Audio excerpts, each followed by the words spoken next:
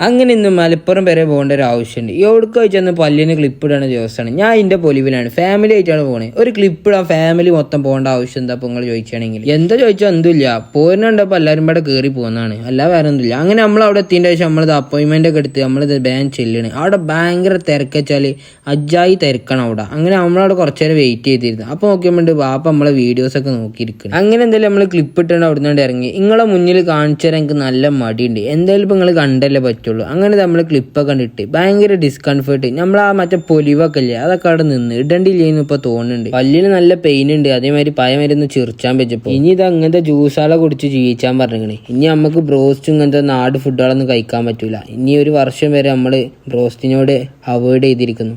അങ്ങനെ നമ്മൾ നേരെ മലപ്പുറമുള്ള ജാം ജുമക്കാണ് കയറി അതിന്റെ സങ്കടം തീർക്കാൻ വേണ്ടി. നിങ്ങളുടെ മുന്നിൽ പല്ല് കാണിച്ച് ചിരിച്ചണമെന്ന് നിൽക്കുന്നുണ്ട്, പക്ഷെ വേദന കൊണ്ട് കഴിയണില്ല.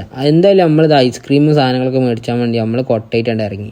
അത് കഴിഞ്ഞ് നമ്മൾ നേരെ പോയത് മഞ്ചേരിയുള്ള SK ഫാഷൻക്കാണ്, അതായത് യൂട്യൂബർ സെക്കിൻ ഹുസൈൻ്റെ കടയ്ക്ക്.